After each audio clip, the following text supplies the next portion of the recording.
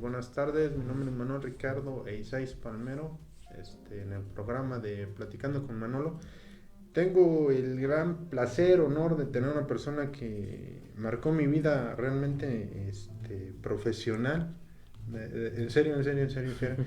Para mí ha sido mi mejor profesor que Gracias. el hecho de haberlo conocido y la influencia que ha tenido en mi vida ha sido, yo creo que no tengo palabras, y pues que se presente él.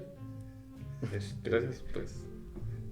Soy Ricardo Leonel Cruz Jiménez, y tengo también el gusto de atender a la invitación que me hace Manuel y con mucho gusto, aquí estamos. Gracias. este es ingeniero, este antropólogo, bueno, en realidad no es antropólogo, es arqueólogo, Arqueólogo. maratonista, una persona que hace demasiado ejercicio, un- aparte es profesor, tiene una capacidad increíble de pensamiento. De hecho, ahorita antes de empezar el programa me comentaba, ¿no? La situación que yo le externaba, que era ahorita la parte de dar clases, y algo que eras tú muy enfático con nosotros, bueno, con mis compañeros, la generación, era Ujú. que realizáramos ensayos, ¿no? Claro. Y ahora, Ensayos escritos. precisamente para generar ideas y dar puntos de vista referente a, y tener un mayor badaje cultural, ¿no? Y ahora me comentas que la situación es...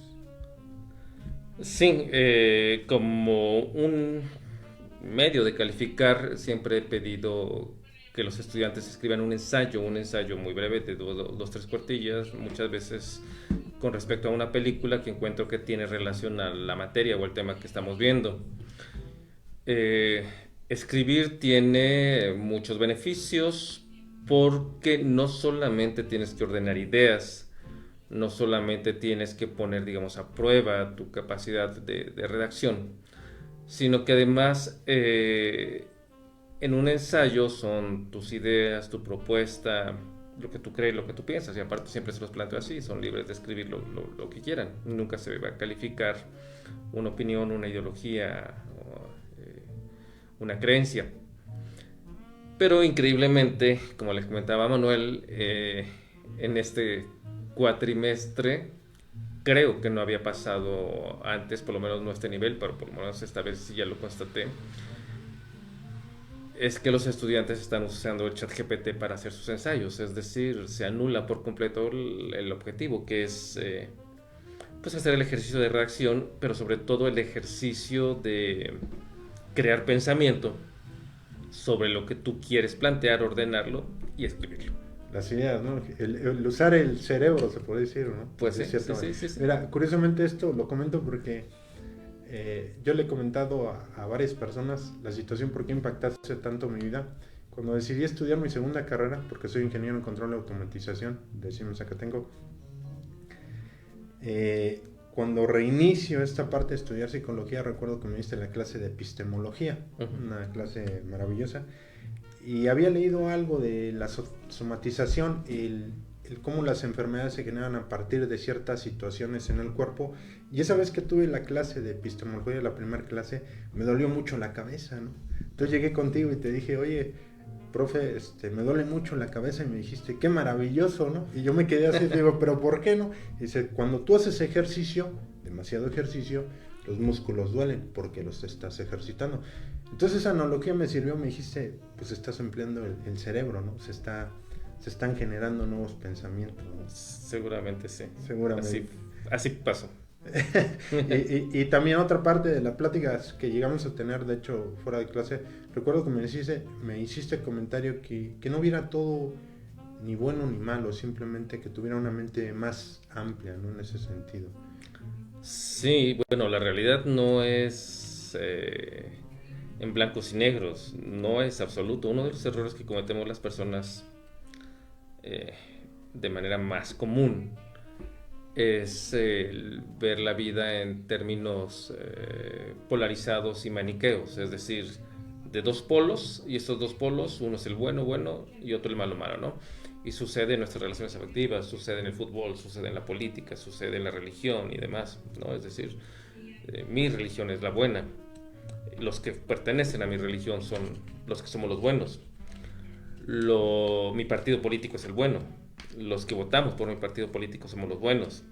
Los que le vamos a este equipo somos los buenos. Y mi equipo es el bueno, ¿no? Y lo curioso es que cada quien piensa de esa manera y por eso a veces es difícil crear lazos de entendimiento, ¿no? La realidad no es en blanco y negros. Hay matices. Muchísimos, de hecho, ahí están presentes todo el tiempo, ¿no? Una de las cosas más difíciles que existen es aceptar y luego entender que puedo no tener la razón, que puedo estar equivocado o en quien yo he pensado y he creído que es un referente a seguir, puede estar equivocado también. O puede no ser lo que yo creí o me construí con respecto a él. Y puede ser un líder político, un líder religioso, una pareja, un héroe deportivo también. Se puede decir que una idealización, quizás. Pues sí, quizás en parte es una idealización, sí. Cuando se construye, ¿no? Una idea referente a... Sí. A veces hay una complacencia, ¿no? Sí, de hecho, eso es parte de lo interesante. Tendemos a acercarnos información normalmente autocomplaciente. Es decir, si yo le voy a un partido político, si yo profeso una religión, si yo le voy a un equipo de fútbol, voy a tender a acercarme información autocomplaciente, es decir, que diga lo que yo quiero escuchar. Que dé una validación. Sí, una autovalidación.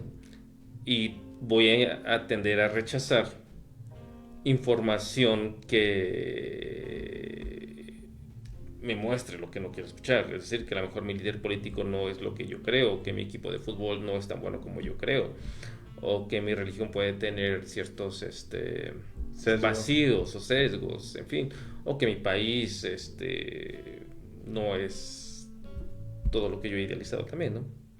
Entonces yo creo que parte del ejercicio del pensamiento y también de la construcción de lazos y de entendimiento es atrevernos a acercarnos a información autocomplaciente. Ver con otra lupa, ¿se podría decir? Acercarte a información variada, leer de todo, aún lo que no quieres escuchar. Pues es un buen ejercicio, a final de cuentas, ¿no? Es un gran ejercicio, sí.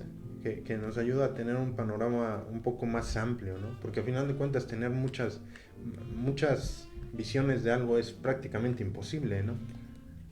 Tener una visión total del hecho es imposible. Tener información variada del hecho es muy posible, sí. De hecho, de eso se trata, sí.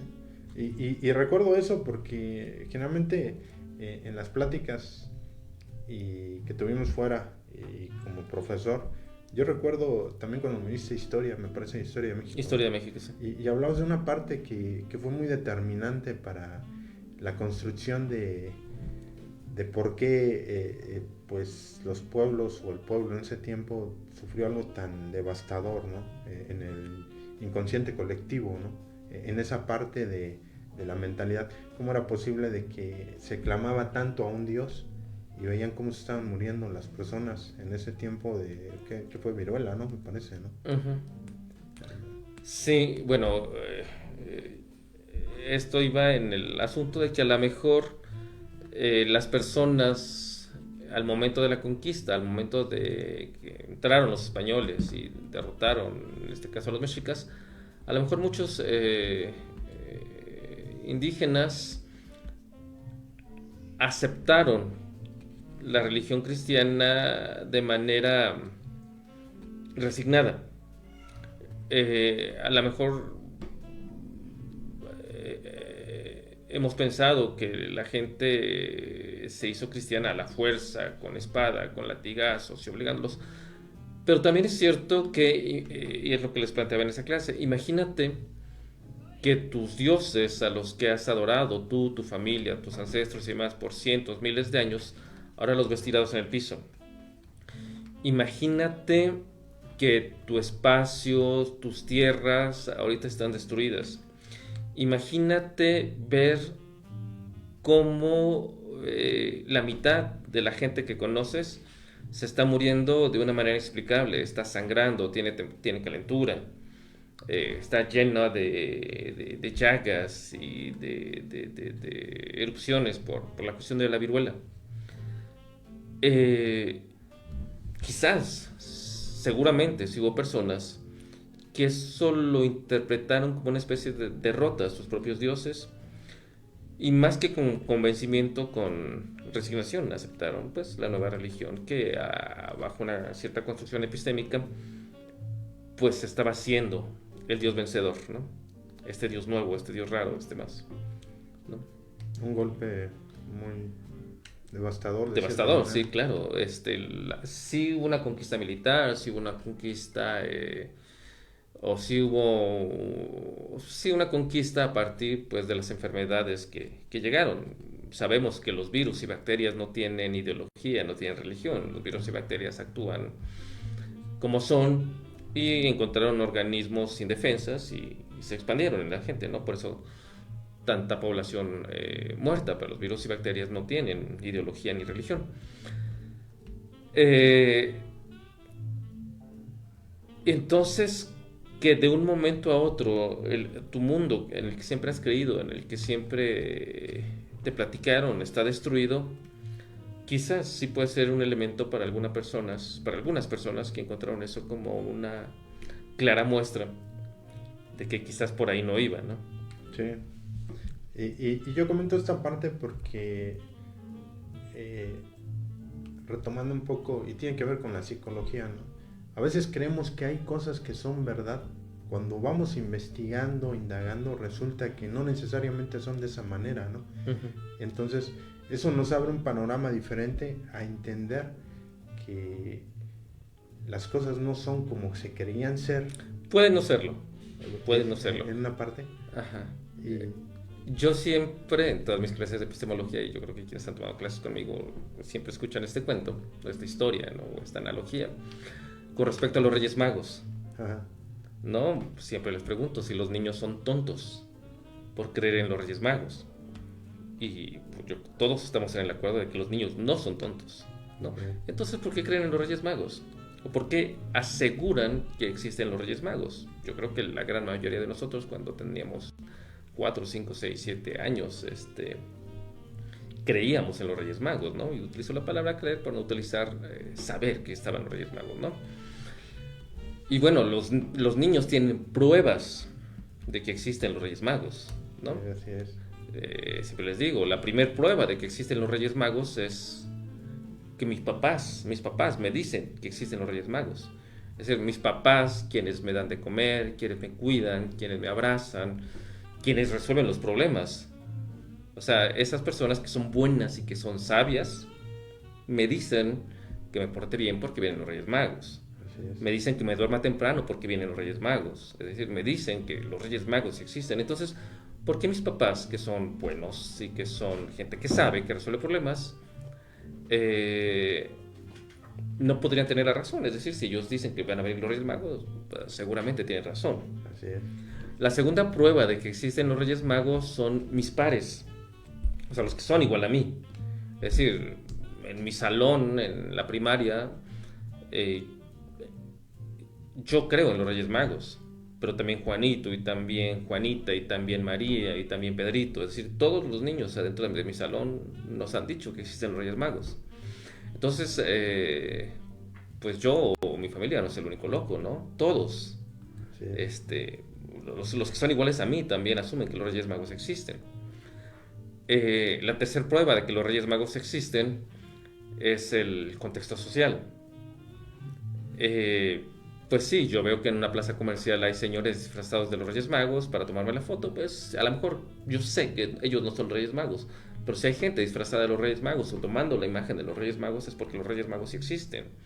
Hay anuncios en la televisión, en el radio, en fin, es decir, hay un contexto social que te habla de que los Reyes Magos ahí están.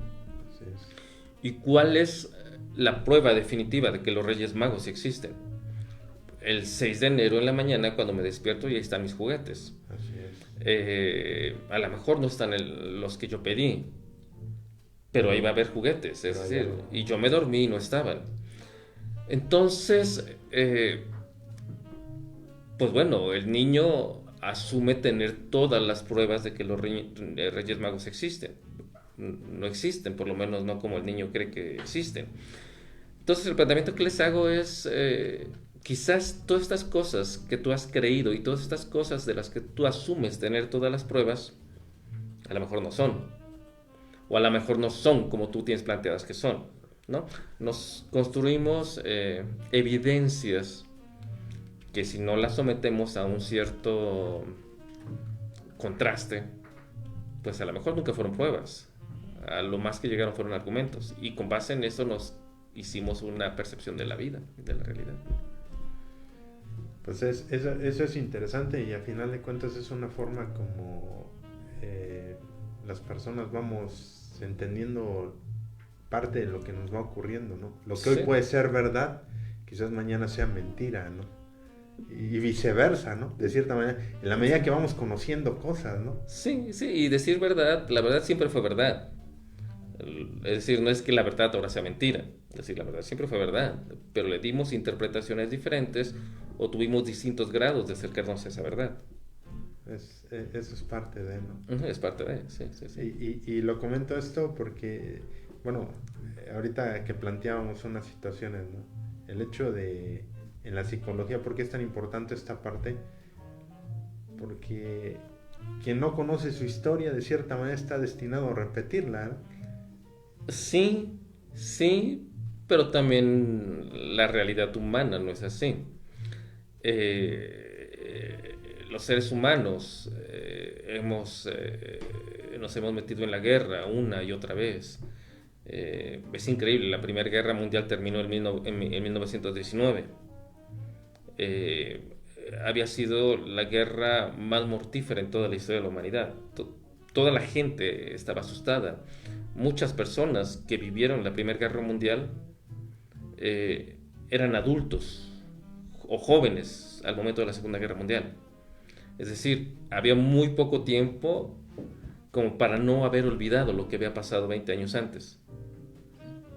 Y los mismos que vivieron la Primera Guerra Mundial iniciaron la Segunda Guerra Mundial. Es decir, los seres humanos y las personas nos podemos tropezar 1, 2, 3, 4, 5, 20 veces con la misma piedra, ¿no? Sí, claro, es deseable conocer el pasado propio y de tu sociedad, pero los seres humanos somos complejos. Somos muy complejos. Sí, hay variables, ¿no? Y hay situaciones Sí.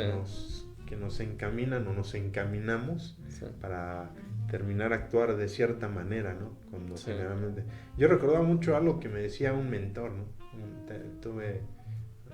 Yo lo he comentado, Martín Ríos, nos planteaba algo como analogía, ¿no? Y decía, creo que yo lo comenté aquí, ¿no? Imagínate que va un carro, ¿no? Y ese carro ve un accidente. Esta persona sigue y se va. Otra persona igual en un carro, la misma situación, el accidente, se para y desvía el tráfico. Otra persona sigue y llega a una estación y habla por teléfono. Otro se para y ayuda. Y preguntaba, ¿no? ¿Quién de ellos estuvo bien, ¿no? Al contestar varios decíamos, no, que el primero, el segundo, el tercero, y él argumentaba, en realidad todos desde el nivel de conciencia que tienen o desde el compromiso o la intención. A final de cuentas cada uno de nosotros actuamos de diferente manera, vemos la vida de diferente manera. Hay gente que se va preparando y va teniendo mayor conciencia, por llamarlo así, y están más comprometidos o están mejor preparados para hacerle frente a alguna situación. Sí. Tengo un amigo precisamente que él trabaja, estuvo de voluntario en Cruz Roja, y él externaba esa parte. Cuando ya hay conocimiento se puede ayudar, pero a veces la gente quiere ayudar sin conocimiento y termina dañando más, ¿no? Sí, sin duda pasa. Y yo lo veo en este caso, bueno, tú como profesor, en esta parte del aprendizaje, ¿crees que la forma como se está llevando es relativamente eficiente, por llamarlo así? ¿O qué? La enseñanza. La enseñanza en esta época, en estos tiempos. Bueno, cada tiempo, cada época también tiene ciertas necesidades de enseñanza y de aprendizaje. Y también tiene que ver con objetivos pues, sociales, de Estado, ¿no? Creo que lo importante es que quienes construyen los métodos de enseñanza se actualicen. Es decir, cuando yo era niño hace mucho tiempo, vivíamos en una realidad diferente. Yo soy, o los que estamos en los 40, 50, somos los que vivimos la transición de hacer trabajos a máquina de escribir a una computadora. Okay. ¿No? Yo aprendí a hacer tareas en máquina de escribir, mecánica, y también tuve que aprender, o sea, yo y los de mi generación, también tuvimos que aprender a usar una computadora. Los que estuvieron antes de nosotros casi no tuvieron que aprender a usar una computadora. Toda su vida como estudiantes o profesionistas la hicieron a máquina de escribir. Y hablo de la máquina de escribir y la computadora como un ejemplo, pero es representativo de muchas cosas que suceden. Las generaciones posteriores a nosotros prácticamente ya no tuvieron que aprender a escribir a máquina de escribir. Como estudiantes ya todo lo han estado haciendo a computadora, ¿no? Entonces, hablar nuevamente en términos absolutos de que si es bueno o mala la enseñanza, pues yo creo que tiene que ver con que sea adecuada a lo que se necesita y también a los objetivos. Te podría hablar casi en términos marxistas, hasta en objetivos de clase social o de necesidad de Estado, ¿no? Sí, la educación tiene que ser adecuada. Eso sería nada más mi punto. Okay. Lo que sí es que independientemente de los objetivos que pueda tener el Estado o demás, la necesidad de crear pensamiento analógico, racional y demás siempre va a ser necesaria. Esa parte es maravillosa. Bueno, nos vamos a un corte. El profesor, mi amigo, mi mentor, va a tener que ir a retirar por unas cuestiones que él tiene y pues bueno, aquí seguimos. Manuel, pues te agradezco mucho la invitación y pues muchísimas gracias. Gracias, profe. Sí, pues nos encontramos aquí en Cerrada 5 de Mayo, número 206, Colonia Guadalupe, Cuautitlán, México. RadioFusionTV.com. Yo les agradezco. Regreso en realidad. Muchas gracias.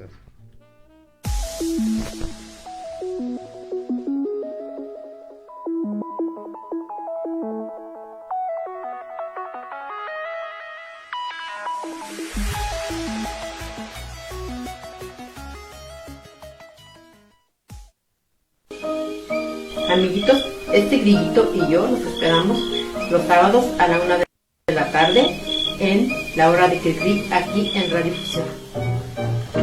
¿Quién es el que anda aquí? Caminito de la escuela, apurándose a llegar. 3 pasitos arrastraditos para adelante y para atrás. El grillo cantor.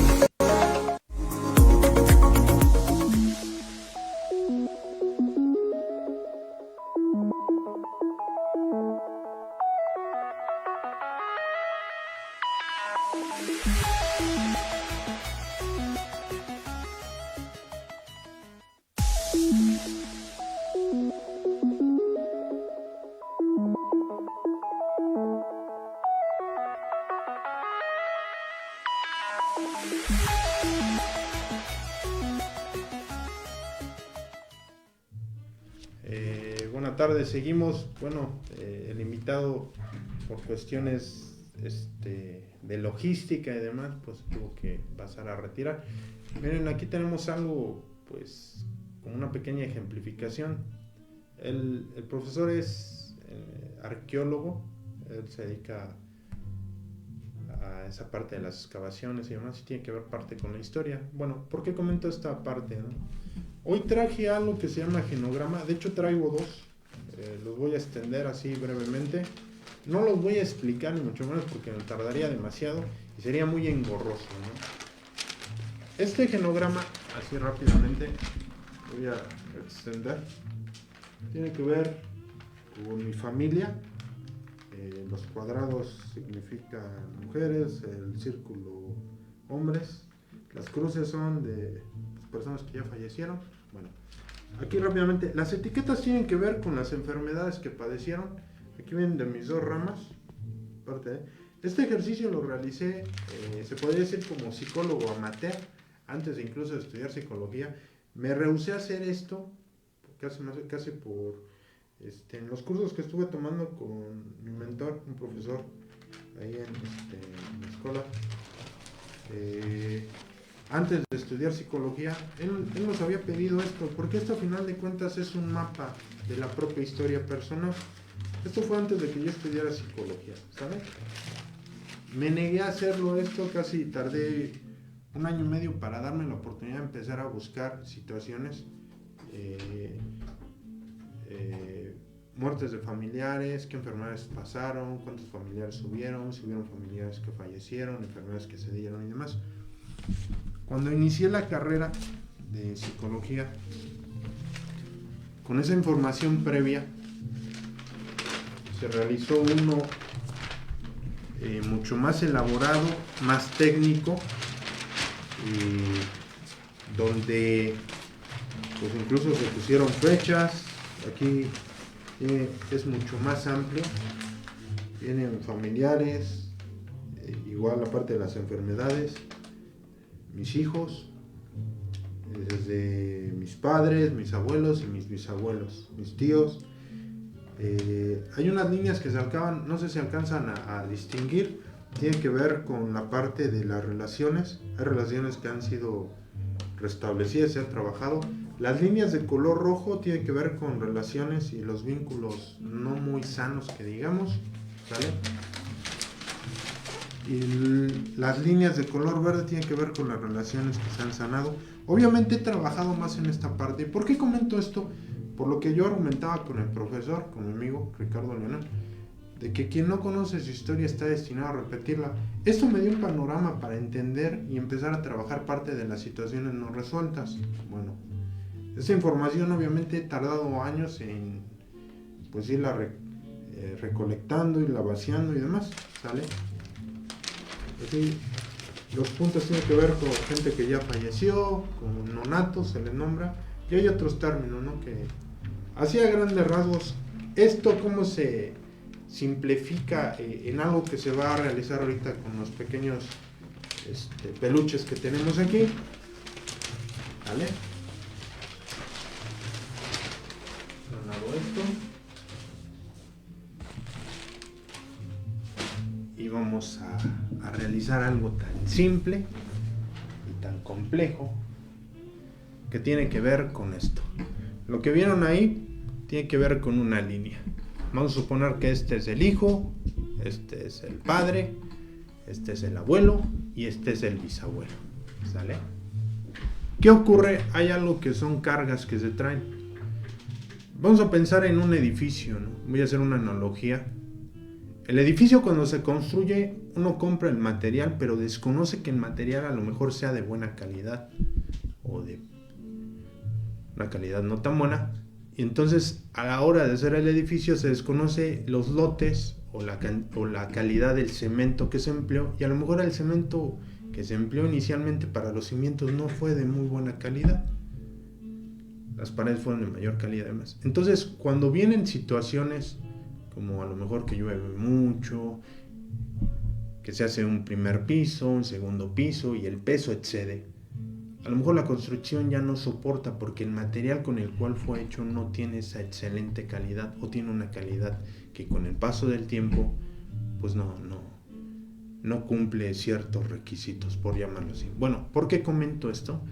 Porque para que se dé este pequeño, el bisabuelo le transmite, vamos a hacerlo de una manera literal, le transmite al abuelo, el abuelo a lo vez le transmite al padre y el padre le transmite al pequeño. El detalle es que si hay cosas que desde en un inicio el abuelo no sabía que tenía, por decir, vamos a abrir lo que tiene, vamos a pensar que esto es el ser responsable, el ser trabajador, pero también hay otras cosas que guardó sin darse cuenta, ¿no? Como en este caso, el ego, defectos de carácter.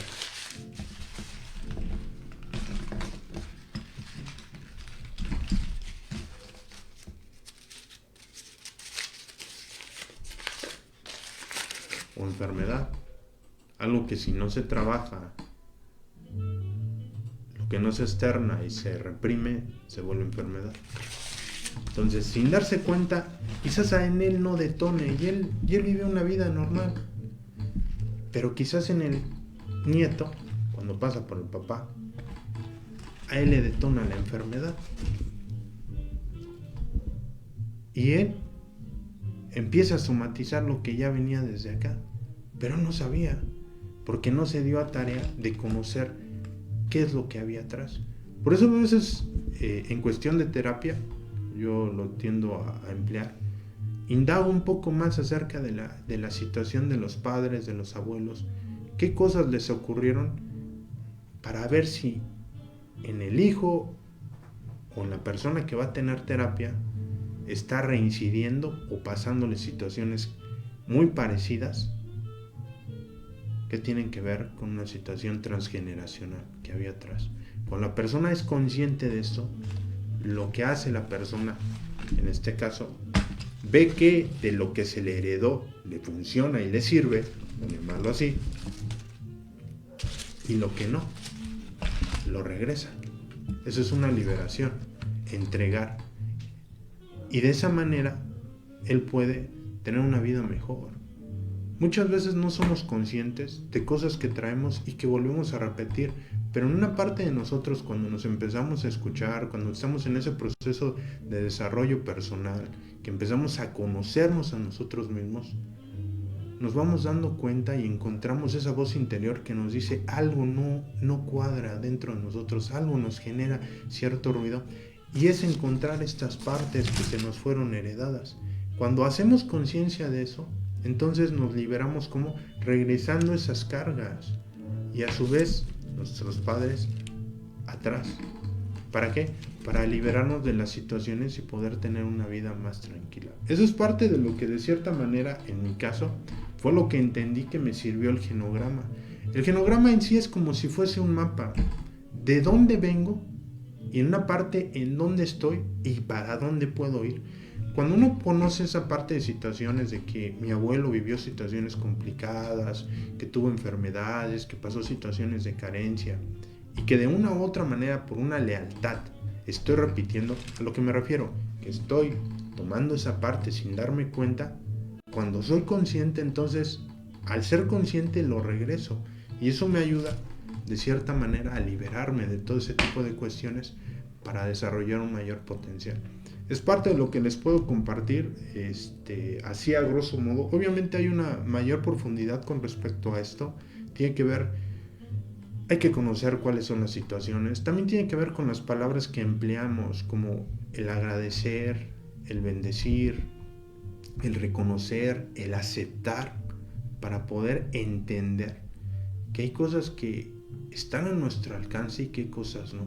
Entonces, es parte de lo que de alguna manera en terapia se hace, que la persona sea consciente qué es lo que trae y que pueda él indagar en esa parte de lo que trae, por llamarlo así, y decir, esto lo tomo, esto me sirve, esto quizás me sirve un tiempo y después lo dejo, son nuestras virtudes, nuestras habilidades, nuestras fortalezas, y también ahí entra la parte de lo que quizás en algún momento creemos que no nos funciona, pero al lograr un proceso de transmutación, por llamarlo así, que a lo mejor soy una persona, yo lo comentaba, ¿no? A lo mejor si es una persona muy agresiva, en lugar de transmitir eso de una forma para dañar, lo puedo utilizar de una forma constructiva para hacer ejercicio, y a lo mejor me vuelvo un excelente boxeador. La situación es que las energías, las emociones de cierta manera que vivimos, la mejor forma que podemos hacer es transmutarla, la mejor forma que podemos hacer es reconocerla y darle un enfoque y una salida que nos permita potencializar esa energía. ¿Cómo? Haciendo actividades que nos retribuyan en algo para hacer una mejor versión de nosotros. Hay gente que cuando se permite o nos permitimos, hablando de una manera más inclusiva, no reprimir, sino darle una salida de una forma creativa, nos ayuda a sacar potencial y a encontrar otras situaciones que tenemos en nosotros. Yo invito a las personas de cierta manera a buscar lugares y a aventurarse a hacer actividades que anteriormente no se atrevían, como quizás ir a clases de natación, meterse a un equipo de fútbol, meterse a clases de cocina, independientemente de la edad que se tenga. Romper esas paradigmas, esas ideas tan limitantes que a veces se tienen, o ideas que nos fueron transmitiendo de generación en generación, como nunca vas a poder, eres una persona que no cumples con lo que se requiere para tener y desarrollar un potencial, o las comparaciones, las etiquetas. Esto ya se había comentado de alguna manera en otro programa, pero hay cuestiones que desconocemos que tienen un gran impacto, las palabras que nos dicen, en el momento que nos lo dicen, cuando nos lo dicen, y de quién venga, en qué momento nos lo digan, ¿no? Hay ocasiones que no estamos tan bien parados, tanto emocionalmente, mentalmente, y cuando de repente alguien que amamos, que admiramos, nos dice un comentario que a lo mejor tuvo un mal día, nos cae de peso, nos mueve, y a veces nos sentimos mal, nos sentimos tristes, porque nos hace falta esa parte de autorreconocernos, de tener una autovalía, en el sentido de aventarse brincos acá adentro, en uno mismo, y hacer una autoevaluación de quién soy, qué estoy sintiendo, qué es lo que quiero para mi vida, y si lo que estoy haciendo realmente me está ayudando para lograr llegar a lo que deseo.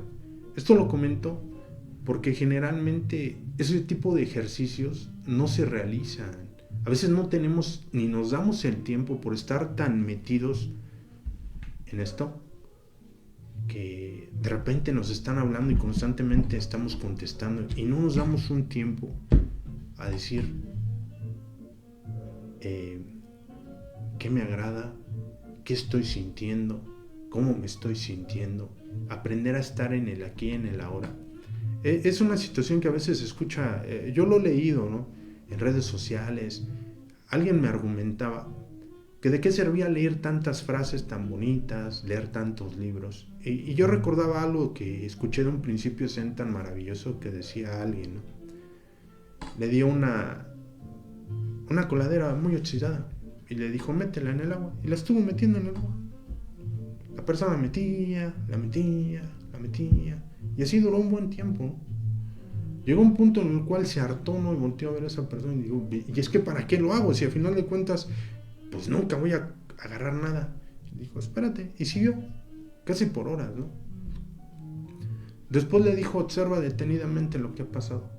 Pues el óxido se fue quitando con el paso del agua, y le dijo, así es lo que pasa cuando una persona lee, así es lo que pasa cuando una persona reflexiona, así es lo que pasa cuando una persona cuestiona lo que lee, analiza lo que lee. Quizás no se quede toda la información, pero eso va haciendo que de cierta manera algo dentro de aquí se vaya limpiando para tener pensamientos diferentes. Mi profesor lo comentaba, ¿no? Acerca de que ahora se utilizan medios electrónicos y a los jóvenes, algunos, no estoy diciendo que a todos, les cuesta mucho trabajo emplear los recursos que se tienen, la imaginación, la creatividad, porque a final de cuentas eso es lo que nos ayuda a resolver los problemas. De nada sirve tener una información vasta si a final de cuentas no la podemos utilizar de una manera creativa para darle solución a las cosas. Y eso a veces implica que no hemos desarrollado habilidades o no nos permitimos retarnos a nosotros mismos para enfrentarnos a situaciones complicadas y diferentes. ¿Y por qué argumento esto? Para cerrar. Porque la mayoría de personas les da miedo afrontar nuevos retos, porque eso implica salir de su zona de confort. Y esa zona de confort es eso que ya conozco, y aventurarse a hacer algo nuevo que lo rete a uno para sacar el mayor potencial que todos tenemos. Yo les agradezco este tiempo. Obviamente el programa no va a durar lo que se planea que dure, pero a final de cuentas no se trata de que sea un estándar, sino que a final de cuentas, desde el punto y la perspectiva que se tiene en este programa, es compartir un poco cómo la psicología realmente sí se aplica en la vida y que es algo que ayuda a las personas para ese proceso de reencuentro consigo mismo, para ser la mejor versión de cada uno, en la medida que cada quien trabaje consigo mismo. Yo les agradezco, muchas gracias, y pues aquí estamos en Radio Fusión TV. Muchas bendiciones.